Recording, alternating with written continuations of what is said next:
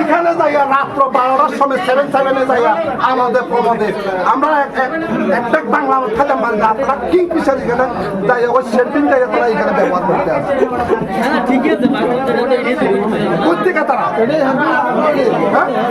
কি কাজ করে আমি দেখি না, আমি চোখে দেখি না, আমি